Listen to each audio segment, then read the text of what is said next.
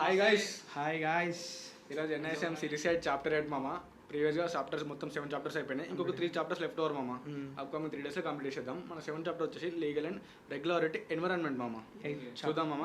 చాలా చిన్న చాప్టర్ ఇది, అంత పెద్దగా ఏముండదు. ఇన్ని రోజులు ఎలాగో గ్యాప్ వచ్చింది, ఈ రోజు నుంచి మనం కంప్లీట్ చేసేద్దాం. 3 డేస్లో 3 videos. Due to Vinayaka Chavithi. Sorry మామ. Chapter 8 legal and regulatory environment. So learning objectives వచ్చేసి ఏంటంటే definition of securities and derivatives as per the securities contract regulation act 1956 SCRA అని అంటాం కదా. సో దాని గురించి ఎక్స్ప్లెయిన్ చేద్దాం ఇవాళ. సో నెక్స్ట్ ఇంకోటి వచ్చేసి ఏంటంటే ఫంక్షన్స్ ఆఫ్ సెబీ. మనం ఇలా నేర్చుకునేది ఏంటంటే ఫస్ట్ అసలు ఎట్లా స్టార్ట్ అయింది అంటే మనకి ఓటీసీ కౌంటర్స్ అనుకున్నాం మనం. కౌంటర్స్ అంటే బిట్వీన్ 2 పార్టీస్ మధ్య ఎవరు థర్డ్ పార్టీ లేదండుగా, అంత ఇల్లీగల్ అది. అంటే లైక్ అంటే అది జరగచ్చు జరగకపోవచ్చు, కానీ దీని మధ్య ఒక యాక్ట్ వచ్చింది, యాక్ట్ 18A యాక్ట్ అని. లైక్ ఎట్లా అంటే మనకి ఇప్పుడు సెక్యూరిటీ కాంట్రాక్ట్ రెగ్యులారిటీ యాక్ట్ అని 1956 కూడా వచ్చింది. మనకు సెబీ ఎప్పుడు వచ్చింది చూసుకోవచ్చు. ఎల్పి గుప్తా వీళ్ళందరూ ఎప్పుడు ఫార్మేషన్ చేశారు, లైక్ డెరివేటివ్స్, ఎన్ఎస్సిబిఎస్ ఎప్పుడు వచ్చింది, ఎక్స్చేంజ్ అంటే ఏంది, క్లియరింగ్ మెంబర్ అంటే ఏంది. ఇంకోటి ఏంటంటే మనకి లాస్ట్ టైంలో అంటే ఎప్పుడైనా మనకి ఇంట్రాడే పొజిషన్స్ ఉంటాయి కదా, 230 to 330 మధ్య గ్లిచెస్ వచ్చినాయి అనుకో, దానివల్ల ఎట్లా మళ్ళీ సాల్వ్ చేస్తారు, ఇవన్నీ దాని నుంచి ఈ చాప్టర్ లో మనం తెలుసుకుందాం మనం. అయితే టోటల్ హిస్టరీ అంటే ఒక చాప్టర్, లైక్ మోస్ట్లీ అంతే అనుకోవచ్చు, హిస్టరీ లాగా. ఓకే. సో నెక్స్ట్ ఆబ్జెక్టివ్స్ వచ్చేసి regulatory framework for derivatives market trading, clearing and settlement and risk management. ఆ తర్వాత eligibility criteria for membership in the derivative segment. So in the introduction వచ్చేసి ఏంటంటే the trading derivatives of regulated by ఏమేమి ఉన్నాయంటే ఇంతకుముందు చెప్పినట్టు the security contracts regulation act of 1956, the securities exchange board of act 1992, అంటే మనకి స్కామ్ 1992 జరిగింది చూడు. సో దానికి ఆ తర్వాత ఏమొచ్చింది అనేది దీంట్లో మనం చెప్పుకుంటాం. ఆ తర్వాత అవునవును. సో నెక్స్ట్ వచ్చేసి various rules and regulations are established under these acts. ఏమేమి యాక్ట్స్ దీంట్లో ఎస్టాబ్లిష్ చేసిర్రు వీటిని మనం ఎక్స్ప్లెయిన్ చేస్తాం. ఆ తర్వాత వచ్చేసి other rules and bylaws of stock exchanges. ఇంకా మిగతా ఏం రూల్స్ ఉన్నాయో అవన్నిటిని మనం ఇలా క్లియర్గా చెప్పుకుందాం. సో ఫస్ట్ వన్ వచ్చేసి ఏంటంటే securities contracts regulation act 1956. So దీని ఏమైందనంటే to prevent undesirable transactions and governance securities trading in India. So ఇది ఎందుకోసం డిస్కషన్ అంటే it is a law made by the Indian government. So దీని పర్పస్ ఏంటంటే to regulate control how stock market ఇట్లా mainly ఎట్లా control చేయాలి, buying and selling అని ఎట్లా కంట్రోల్ చేయాలి, దీన్ని ఎట్లా రికగ్నైజ్ చేయాలి స్టాక్ ఎక్స్చేంజెస్ అనేది.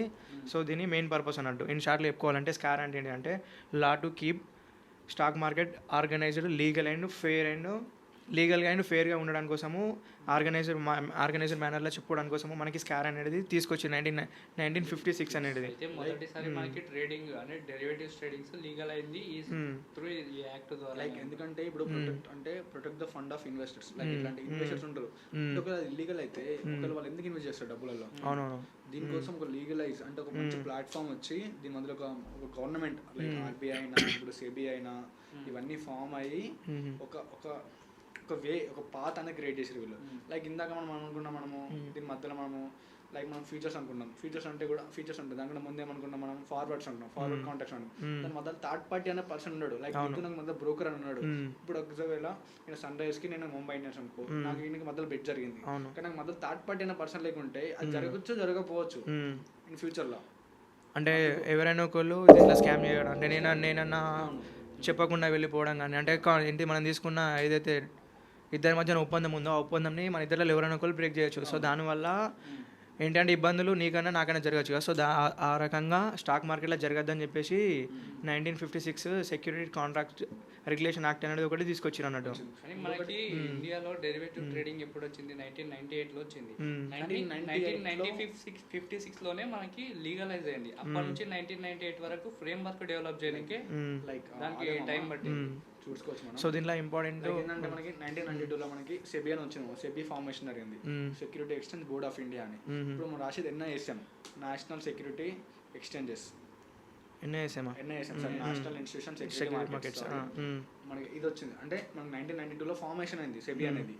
అంటే ఒక బాడీ రెగ్యులేటర్ మనకి మన ఇండియన్ మార్కెట్లకి రెగ్యులేటర్ లైక్ ఎన్ఎస్సి బిఎస్సి మనం ఎక్స్టెండ్ చేసాం like national stock exchange, Bombay stock exchange, లేకుంటే మెట్రోపాలిక్ ఎక్స్చేంజ్, లేకుంటే మల్టీ కమ్యూనిటీ ఎంసీఎక్స్ ఉంటాం, మల్టీ కమ్యూనిటీ ఎక్స్చేంజ్. లైక్ అట్లా ఇవే కాదు, చాలా ఎక్స్చేంజ్ ఉంది. లైక్ హైదరాబాద్ ఎక్స్చేంజ్ ఉంది, బెంగళూరు ఎక్స్చేంజ్ ఉంది, కలకత్తా ఎక్స్చేంజ్ ఉంది. కానీ మనం మేజర్ వాడేటి ఇవి 3 లైక్ ఎంసీఎక్స్ ఒకటి, ఎన్ఎస్సి ఒకటి, బిఎస్సి. ఎందుకంటే లిక్విడిటీ అనేది ఎక్కువ ఉంటుంది. లిక్విడిటీ అంటే ఏంది? క్యాష్ ఫ్లో అంటే బై సేల్స్ ఎప్పుడైనా మనం లిక్విడిటీ ఉన్నా పోతాం, లిక్విడిటీ పోతాం మనం ఆర్డర్స్ అనేది ఎగ్జిక్యూట్ కావు లైక్ బై ఆర్ సెల్. ఎందుకంటే ఇది the rules of regulatory frame there under the other rules and by law on the stock exchanges. Like ఎట్లా అంటే వీళ్ళు ఇట్లాంటి ఫస్ట్ ఇనిషియల్గా ఏం లేకపోతుండే like before 19th century starting లో ఇట్లాంటి third party like forward contracts ఉంటుంది. లైక్ ఎట్లా అంటే మామ నువ్వు నాకు నీ దగ్గర ఏముంది, నీ దగ్గర నువ్వు బియ్యం పండిస్తున్నావు, నేను పప్పు పండిస్తున్నా, దాని ఎక్స్టెంట్ స్వాప్ జరిగింది. తర్వాత ఏమైందంటే అప్కమింగ్ డేస్ లో ఇప్పుడు ఎగ్జాంపుల్ గోల్డ్ ప్రైస్ కూడా ఈరోజు ఎగ్జాంపుల్ 1,12,000 ఉంది మామ, ఫ్యూచర్ లో 1,20,000 పోతా నువ్వు ఇప్పుడే నాకు బుక్ చేసుకుంటావు. కానీ ఫ్యూచర్ లో పోకుంటే నువ్వు అక్కడ కొనుక్కుంటావా? కొనుక్కో కదా. నువ్వు మార్కెట్ తక్కువ వచ్చింది అనుకో, 1,08,000 1,05,000 వచ్చి మార్కెట్లో కొనుక్కుంటావు కదా. నువ్వు 1,20,000 పెట్టి నాగడానికి కొనుక్కుంటావు, కొనుక్కో కదా. అందుకోసం ఇప్పుడు థర్డ్ పార్టీ అంటే సెబీ థర్డ్ పార్టీ అంటే సెబీ అని వచ్చి ఇలా ఫ్రేమ్ వర్క్ డిజైన్ చేసుకొని ఇప్పుడు మనం ఇన్వెస్ట్ చేయగలుగుతున్నాం. ఎందుకంటే ఇప్పుడు నీ డబ్బులు అంటే ప్రొటెక్ట్ అవుతున్నాయి. లైక్ లాస్ అయితే లాస్, ప్రాఫిట్ అయితే నీకు ప్రాఫిట్ అయితే మార్జిన్ వస్తుంది కదా. లైక్ అట్లా ఇది మొత్తం హిస్టరీ గురించే మామ ఈ చాప్టర్ మొత్తం. సో ఇప్పుడు ఇంపార్టెంట్ పాయింట్స్ ఆఫ్ స్కారా ఏంది ఉందంటే ఇప్పుడు మన సెక్యూరిటీస్ కాంట్రాక్ట్స్ రెగ్యులేషన్ యాక్ట్ 1950 అనుకున్నాం కదా. సో దీనిలో ఇంపార్టెంట్ పాయింట్స్ ఏమేమి ఉన్నాయంటే రికగ్నైజింగ్ స్టాక్ ఎక్స్చేంజెస్, అంటే ఇప్పుడు 1 or 2 ఎన్ఎస్సీ లేదా బీఎస్సీలే మాత్రమే మనం ట్రేడ్ చేయాలి. అంటే బయట కూడా వచ్చి నేను ర్యాండమ్ పర్సన్ వచ్చి నేను సొంతంగా ఒకటి ఎక్స్చేంజ్ పెట్టి నేను ట్రేడ్ చేస్తాను అంటే మన ఇండియన్ గవర్నమెంట్ కానీ ఈ సెబీ కానీ యాక్సెప్ట్ చేయాలన్నాడు. సో ఇది ఒకటి important point of the SCRA. So next ఇంకేంటి control over trading at securities, అంటే ఓన్లీ లిస్టెడ్ స్టాక్స్ మాత్రమే ఈ స్టాక్లు ఏవైతే ఇప్పుడు ఎన్ఎస్సీలో కానీ బీఎస్సీలో కానీ ఏవైతే లిస్టెడ్ స్టాక్స్ ఉంటాయో వాటిని మాత్రమే మనం ట్రేడ్ చేసుకునే అవకాశం అనేది దీనిలో ప్రొవైడ్ చేస్తున్నట్టు. సో ఇది one of the important point of the SCRA. So next ఏంటంటే ప్రొహిబిటెడ్ ఇల్లీగల్ ట్రేడింగ్, అంటే లైక్ ఎట్లా అంటే డబ్బా ట్రేడింగ్. అంటే మనము ఎట్లా అంటే మనం ఇంతకుముందు ప్రీవియస్ 1992 సినిమాలో మనం ఒకటి చూసుకున్నాం కదా, ఇట్లా ఒక రూమ్లో కూర్చుండి నేను ఇట్లా నువ్వు బై కానీ సెల్ చేయడం కానీ ఉంటాయి చూడు. సో అట్లా కాకుండా త్రూ డబ్బా ట్రేడింగ్ అంటే స్కామ్లు జరగకుండా ఇట్లా అన్అఫీషియల్గా ఎవరైతే ఉంటారో వాళ్ళ చేయకుండా సో దీన్ని ప్రొటెక్ట్ చేస్తాయి అన్నట్టు. సో ఇది ఒక ఇంపార్టెంట్ పాయింట్. సో నెక్స్ట్ ఏంటంటే పవర్ టు సెబీ, టోటల్ మొత్తం ఏంటంటే పవర్ మొత్తము సెబీకే ఉంటాయి అంటే ఎట్లా అనంటే పవర్ ఎట్లా అంటే స్టాక్ మార్కెట్ పార్టిసిపెంట్స్ ఎవరైతే ఉంటారో వాళ్ళు ఎట్లా బిహేవ్ చేయాలి అంటే ఇట్లా లైక్ వాళ్ళ రికార్డ్స్ ఎన్రోల్ మెయింటైన్ చేయాలి. ఇంకోటి ఏంటంటే మామ దానికి క్రైటీరియా ఉంటుంది మామ. నువ్వు ఒకటి ఇప్పుడు స్కారాలో జాయిన్ కావాలనుకో, సపోజ్ ఏమైనా వేరే ఎక్స్టెంజ్ జాయిన్ అంటే దానికి క్రైటీరియా ఉంటుంది. ఆ క్రైటీరియా కూడా మనం తెలుసుకుందాం ముందు అప్కమింగ్ అంటే లైక్ ఈ సెషన్లో. అవునవును. అయితే లాస్ట్ ఇంపార్టెంట్ పాయింట్ ఏంటంటే పెనాల్టీ ఫర్ వైలేషన్స్, అంటే హెవీ ఫైన్స్ లేకపోతే జైలు ఇట్లా ఏమంటారు అంటే ఇప్పుడు నార్మల్గా మనం ప్రీవియస్ చాప్టర్లో చెప్పుకున్నాం కదా, ఎట్లా అనంటే ఒక పర్సన్ ఎంత మన ట్రేడింగ్ మెంబర్కి ఎంత లిమిట్ ఉంటుంది, ఆ లిమిట్ని ఇట్లా ఎక్సీడ్ అయితే క్రాస్ చేస్తే మనకి ఎంత ఫైన్లు అవన్నీ అని ఈ స్కార్ అనేది డిసైడ్ చేస్తానట్టు, ఈ యాక్ట్ డిసైడ్ చేస్తుంది. సో ఇదే మన ఇంపార్టెంట్ ఏంటంటే స్కారా రెగ్యులేషన్ యాక్ట్. ఇంకోటి మనకి బీఎస్సీ మనకి ఇంకో సెబీ అంటే తెలుసుకోమా, సెబీ అంటే security exchange board of India. అవునవును. అంటే 1992లో ఇది ఫార్మేషన్ జరిగింది. ఎందుకంటే చాలా మంది ఇన్వెస్టర్స్ ఇట్లాంటి ఇల్లీగల్ జరుగుతున్నాయని ఒక రెగ్యులారిటీ అంటే లైక్ ఎట్లా అంటే ఒక మంచి వే అంటే ఒక లీగల్ గా ఉండాలని అప్పుడు ఇది ఫార్మేషన్ జరిగింది. మనకి ఫ్యూచర్ అండ్ ఆప్షన్స్ ఎప్పుడు వచ్చినా మీకు ఐడియా ఉందా? ఐడియా ఉందా మనకి ఫ్యూచర్ అండ్ ఆప్షన్స్ లైక్ అంటే డెరివేటివ్స్ ఎన్ఎస్సీ బీఎస్సీ మనకి లాంచ్ అయిన 2000లో 2000 జూన్ సంథింగ్ అయ్యింది. లైక్ 1996లో ఎల్పి గుప్తా అని ఒక డాక్టర్ ఎల్పి గుప్తా ఒక చైర్మన్ ఒక గ్రూప్ ఆఫ్ 24 members తోటి కలిసి ఒకటి ఎట్లా అంటే వాళ్ళకి టీమ్ వర్క్ చేసి ఒక ఫ్రేమ్ వర్క్ తయారు చేశారు. అది ఎప్పుడు ఇనిషియేట్ అయింది అంటే 1998లో ఇనిషియేట్ అయింది. అది ఎప్పుడైతే మనకి గవర్నమెంట్ అప్రూవల్ ఇచ్చిందో దెన్ 2000 నుంచి స్టార్ట్ అయింది మనకి. లైక్ ఫ్యూచర్ ఆప్షన్స్ ఎప్పటి నుంచి లేవమ్మా, 2000 నుంచి స్టార్ట్ అయినాయి. మీరు అనుకోవచ్చు ఫ్యూచర్ ఆప్షన్ డెరివేటివ్స్ ఎప్పటి నుంచి ఉండొచ్చు అని. లేదు మామ, అది ఎప్పటి నుంచి 2000 నుంచి స్టార్ట్ అయింది ఫ్యూచర్ ఆప్షన్స్. అంటే వాళ్ళ ఒక గ్రూప్ ఒక ఫార్మేషన్ అయ్యి వాళ్ళు ప్లాన్ చేశారు, అంటే ఒక డిజైన్ చేశారు ఒక ఫ్రేమ్ వర్క్ని. లైక్ దానికి మినిమం ఒక ఎక్స్టెంజ్ ఉంటుంది కదా మామ, ఒక ఎక్స్టెంజ్కి మినిమం 50 members ఉండాలి మామ. ఆ ఎక్స్టెంజ్ అని మినిమం 50 members తోటి జాయినింగ్ అంటే స్టార్ట్ అవుతుంది. ఇప్పుడు నువ్వు ఉన్నావు నేను ఒక 30 members తోటి ఒక ఎక్స్టెంజ్ అంటే ఇప్పుడు లైక్ ఎన్ఐసి ఒక ఎక్స్టెంజ్, బీఎస్సీ ఒక ఎక్స్టెంజ్ కదా. ఇప్పుడు ఇంకోటి కేఓయు అని ఒక ఎక్స్టెంజ్ వచ్చింది అనుకో, దానికి మినిమం 50 members ఉండాలి ఆ ఎక్స్టెంజ్ లో. దానికి మళ్ళీ దానికి మళ్ళీ నెట్వర్త్ అని ఉంటాయి. నెట్వర్త్ అన్నది 300 lakh crores అంటే సారీ 3 crores, 3 కోట్లు. అదే ఎలిజిబిలిటీ ఎలిజిబిలిటీ నామ్స్ ఉంటాయి. ఇంకోటి ఏంటంటే అడిషనల్గా వాళ్ళకి ఇంకో 50 lakhs అనేది ఎప్పుడు ఉండాలి. ఎందుకంటే ఒక నువ్వు లాస్ అంటే ఒక్కరోజు ఎక్స్చేంజ్ లైక్ 50 lakhs అని అంటే డిస్ట్రిబ్యూట్ అయింది అనుకో, వాళ్ళకు 25 lakhs లోపు అయితే దాన్ని మార్జిన్ చేసేసుకుంటారు. లేకుంటే రోల్ అండ్ బేసిస్ అంటాం దాన్ని. 25 lakhs పైన లాస్ అయితే, లాస్ అంటే వాళ్ళు కట్టకపోతే దానివల్ల చాలా దీనివల్ల ఇంపాక్ట్స్ ఉంటాయి, వాళ్ళ మీద చాలా కంప్లైంట్స్ అన్ని రేజ్ అయిపోతాయి. లైక్ ఎట్లా అంటే ఇంకా చూద్దాం, నేను మెల్లిమెల్లి చెప్తాను, అన్ని ఒకసారి చెప్తాను, మీరు కన్ఫ్యూజ్ అయిపోతారు. ఎలాగో టాపిక్ ఉంది డిస్కస్. సో ఇప్పుడు what is SEBI act 1992. So ఇది ఎందుకోసం వచ్చిందంటే మన ఏంటి మార్కెట్ని కంట్రోల్ చేయడానికి కోసము మనం దీన్ని కంట్రోల్ చేసి సూపర్వైజ్ అంటే ఇప్పుడు కంట్రోల్ చేసి అట్లా రూల్స్ పెట్టి ఎట్లా బిహేవ్ చేయాలనేది చెప్పడానికి కోసము ఈ సెబీ యాక్ట్ 1992 అనేది వచ్చింది అన్నట్టు. సో ఇది ఎట్లా అని అంటే మన ఇండియన్ మార్కెట్స్కి ఇది ఒక బాస్ లాంటిది అన్నట్టు. అంటే ఇప్పుడు మన ఎన్ఎస్సి కానీ బీఎస్సీ కానీ ఉంటుంది చూడు. సో సెబీ యాక్ట్ 1992 అనేది ఒక బాస్ ఇట్లా లైక్ ఎట్లా అంటే ఒక బాస్ లాంటి. అంటే ఫర్ ఎగ్జాంపుల్ ఎట్లా అంటే ఇప్పుడు మనం ఫుట్బాల్లో చూసుకుంటాం, దాంట్లో ఒక రిఫరీ అని ఒకటి ఉంటాడు అన్నట్టు.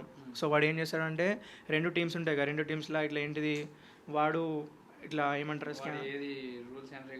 బ్రేక్ చేస్తే వాళ్ళకి ఫైన్ వేసి వాళ్ళని బయటికి పంపిస్తారు కదా, ఇట్లా red card, green card, yellow card ఇచ్చి పంపిస్తారు కదా. సో అట్లా మన మార్కెట్లో కూడా ఇట్లా స్కామ్స్ ఏం జరగకుండా ఏం చేస్తారంటే మన ఈ సెబీ యాక్ట్ 1992 అనేది యాక్ట్ చేస్తాం అన్నట్టు. సో లైక్ ఇది ఎట్లా అంటే పోలీస్ లాగా అన్నట్టు. ఇద్దరి మధ్య ఇట్లా ఏమన్నా గొడవలు జరగకుండా అన్ని పర్ఫెక్ట్గా జరిగేటట్టు. మ్యానిపులేషన్ చేసినా కానీ, ఇల్లీగల్గా ట్రేడింగ్ చేసినా కానీ, ఏమైనా స్టాక్ మ్యానిపులేట్ చేస్తున్నది తెలిసినా కానీ వాళ్ళకి అంటూ సపరేట్ వాళ్ళకి పెనాల్టీ ఏం చేయాలి, వాళ్ళని ఎలా రూల్స్ అండ్ రెగ్యులేషన్స్ డిసైడ్ చేయాలి అనేది మొత్తం సెబీ అండర్లోనే ఉంటుంది. సో దీని మెయిన్ పర్పస్ ఏంటంటే మేక్ రూల్స్ అంటే రూల్స్ని మేక్ చేస్తుంది. దాని తర్వాత ఇన్స్పెక్ట్ అండ్ ఇన్వెస్టిగేట్ అంటే ఇట్లా ఏమైనా ఇప్పుడు మనం చేసిన వాళ్ళు రూల్స్ అందరూ ప్రతి ఒక్కరు ఇట్లా ఏంటిదంటే పాటిస్తుర్రా లేదా లేకపోతే ఇట్లా ఇన్స్పెక్ట్ చేసి అన్నట్టు. లైక్ ఎలా అంటే మనం చెప్పుకున్నాం కదా 50 members మినిమం ఒక ఎక్స్చేంజ్ లో అంటే జాయినింగ్ కావాలంటే మినిమం ఒక 50 members ఉండాలి. లైక్ ఆ ఎక్స్చేంజ్ కూడా ఈక్విటీ మార్కెట్ అంటే ఓన్లీ ఈక్విటీలో ఉండొచ్చు, కానీ డైరెక్ట్ ఆటోమేటిక్గా డెరివేటివ్స్కి వెళ్ళిపోదు, కమోడిటీస్కి వెళ్ళిపోదు, ఫ్యూచర్ ఆప్షన్స్కి వెళ్ళిపోదు. ప్రతి ఒక్క సెగ్మెంట్కి వాళ్ళు ఎనేబుల్ చేసుకోవాలి. లైక్ అంటే సెబీ దగ్గర అప్రూవల్ తీసుకోవాలి. దానికి మళ్ళీ ప్రతి ఒక్క దానికి మినిమం 3 crores అనేది వాళ్ళకి మినిమం ఒక బాండ్ ఉంటుంది. ఆ బాండ్ అనేది వాళ్ళు ఫస్టే సెబీ దగ్గర పే చేయాలి. లైక్ ఆ బ్రోకర్ మళ్ళీ ఇంకోటి ఏంటంటే ఒక కాంట్రాక్ట్ ఉంటుంది కదా, లైక్ ఒక కాంట్రాక్ట్ ఫుల్ కాంట్రాక్ట్ మినిమం దానికి వచ్చేసి 5 lakhs అని ఉంటుంది. 5 lakhs అని ఉంటుంది ఎలిజిబిలిటీ, లేకుంటే తీసుకోరు. అది ఆ కాంట్రాక్ట్స్ అదే మినిమం 5 lakhs ఉంటుంది మామ. ఇంకోటి ఏంటంటే నో యువర్ కస్టమర్ అంటే కేవైసీ నీ కస్టమర్ గురించి నువ్వు వెళ్ళిగా అన్నీ తెలుసుకోవాలి. అది సెబు అట్లా ఉంటేనే సెబు అప్రూవల్ ఇస్తుంది. నీ 50 members గ్రూప్లో మినిమం 2 members అయినా NISM సిటీ సెట్ పాస్ అయి ఉండాలి. ఆ గ్రూప్ ఆఫ్ 50 membersలో మినిమం ఇద్దరైనా NISM సిరీస్ అంటే వాళ్ళు మినిమం ఇద్దరైనా ఉండాలి, దాంట్లో మోర్ దెన్ ఉండాలి. NISM ఈక్విటీ అండ్ డెరివేటివ్స్ ప్యూర్ ఐడియా సర్టిఫై ఉన్న వాళ్ళు ఇద్దరైనా ఉండాలి మినిమం. లైక్ ఇంకోటి డిస్క్ క్లోజర్ డాక్యుమెంట్ అంటాం మనం, అన్నిట్లో సైన్ పెడతాం ఫస్ట్ ఇనిషియల్ గా మనము బ్రోకర్ అకౌంట్ తీసుకున్నప్పుడు. ఫస్ట్ స్టార్టింగ్ డిస్ప్లేలో వస్తుంది, ఇట్లా డిస్ప్లేలో వచ్చింది disclosure documents mark to mark risk అని సంథింగ్ ఒక ఐడియా వస్తుంది మనకి. ఐడియా ఉంది ఏమన్నా? అదే పాపప్ అవుతుంది ఫస్ట్. లైక్ ఇంకోటి ఏంటంటే ఇప్పుడు నేను ఒక బ్రోకర్ కదా, లైక్ బ్రోకర్ అంటే నేను ఒక గ్రో అనుకో, వీళ్ళు ఏంటంటే మినిమం నా క్లయింట్ మినిమం ఒక 5 years అన్న తన డాటా మొత్తం నాకు స్టోర్ ఉండాలి. లేకుంటే నేను ఇప్పుడు మ్యానిపులేట్ చేసిన అనుకో, అప్పుడు నేను సెబీకి చూపించాలంటే నాకు ఏం డాటా ఉంటుంది. ఖచ్చితంగా రూల్ ఇది, ఒక మినిమం 5 years ఆఫ్ డాటా తనది నాకు ఉండాలి. ఎందుకంటే మ్యానిపులేట్ చేసి పంపడం డౌన్ చేసిన అనుకో అది ప్రాబ్లమే కదా. దానివల్ల మార్కెట్లో చాలా మంది ఇంపాక్ట్ అవుతారు. ఇది మొత్తం డాటా అనేది నాకు ఎప్పుడు ఉండాలి. ఇంకోటి ఏంటంటే నేను ప్రతి బ్రోకర్ సెబీకి ఎవ్రీ 1 yearకి ఒకసారి ఇన్స్పెక్షన్ చేపించుకోవాలి. ఎందుకంటే వీడు ఏం చేస్తుండే అంటే వీళ్ళ డాటా మొత్తం ఒకసారి సెబీకి ఇవ్వాలి. అంటే ఎవ్రీ 1 year ఒకసారి వాళ్ళని చెక్ చేస్తారు. ఇది మా మేజర్గా దానిలో వచ్చే మనం వాడే రెగ్యులారిటీస్ రూల్స్ ఇవి ఏంటంటే. సో మెయిన్ పవర్ అది ఇంతమంది మనం చెప్పుకున్నాం కదా.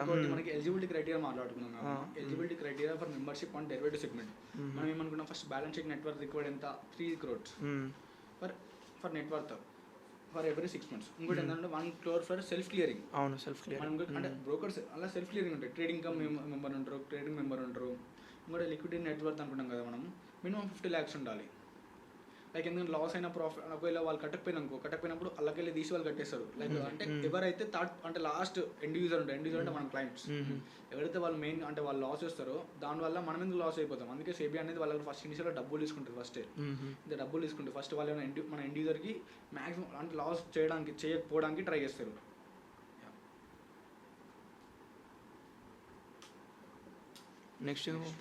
నెక్స్ట్ టాపిక్ ఇప్పుడు ఏంటి మన సెబీ యాక్ట్ 1992లో మనము 1992లో standard operation produce in the case of default, ఇంకోటి SOP. క్లియరింగ్ మెంబర్ అనుకున్నాం కమ్మా. దీంట్లో మనకు 50 lakhs అని మినిమం ఉండాలి మమ్మ. లైక్ ఎట్లా అంటే ఒక లెస్ దెన్ 25 lakhs చేసారు అనుకో, settle by exchange with deposit sir. ఎంతైతే మనం 50 lakhs డిపాజిట్ చేసినాం కదా దానికి చేసేసుకుంటారు. ఒకవేళ మోర్ దెన్ 25 lakhs అనుకో ప్రో రేట్ బేసిస్ అని ఉంటుంది. అప్పుడు ఏం చేస్తా అంటే మళ్ళీ వాళ్ళకి ఇంటిమేట్ చేస్తాయి, ఇట్లా మీ ఇంత ఉన్నాయి, ఒకవేళ మీరు చేయకపోతే మిమ్మల్ని వెళ్ళి తీసేస్తాం వీళ్ళకి వెళ్ళి, అంటే సివియర్ యాక్షన్ ఉంటుంది మేము ఎలా అని అట్లా వాళ్ళకి ఇంటిమేట్ చేస్తుంది.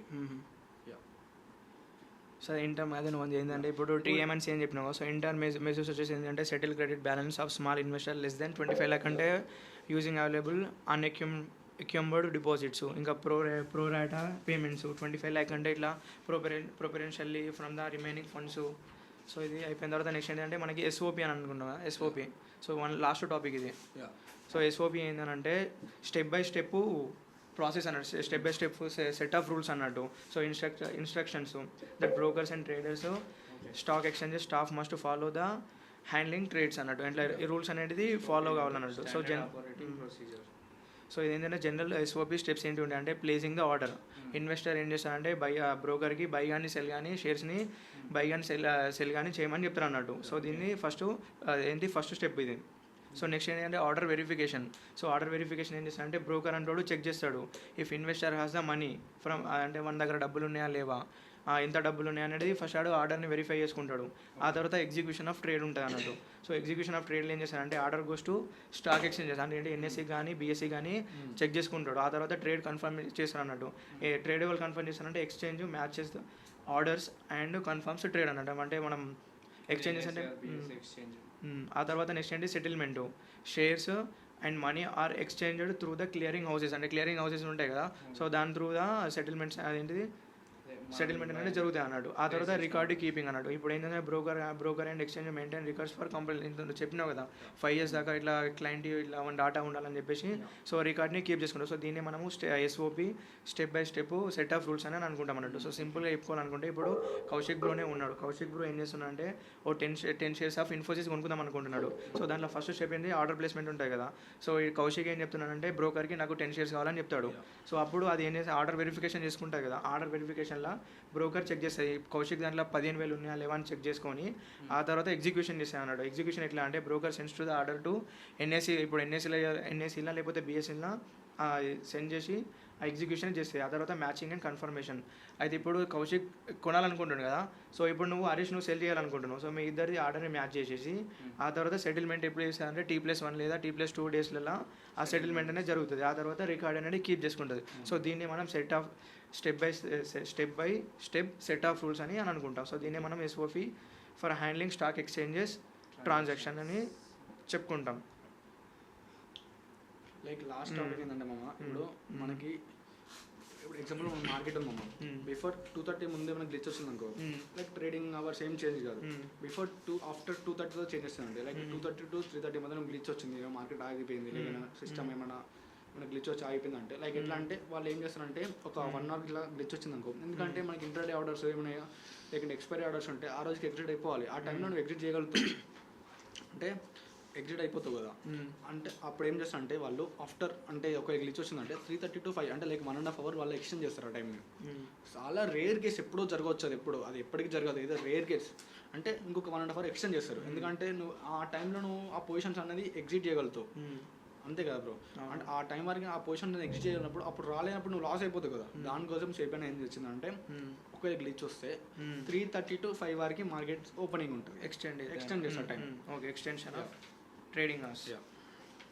అంతే మామ. ఈ టాపిక్ చాలా చిన్న టాపిక్, లైక్ 5 marks టాపిక్ ఇది మొత్తం. అంతా ఎట్లా అంటే టాపిక్ మొత్తం అదే రెండు జస్ట్ ఏంటంటే 1992 యాక్ట్ ఏముంది, 1956 యాక్ట్ ఏముంది, అవి ఏం చేస్తుంది,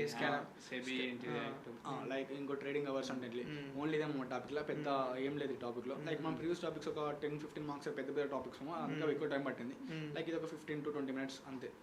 ఓకే చలో మామ, ఇవాళకి టాపిక్ కంప్లీట్ అయిపోయింది. నెక్స్ట్ టాపిక్తో వస్తాం ఇక. థ్యాంక్ యూ మామ. Thank you. Have a nice day.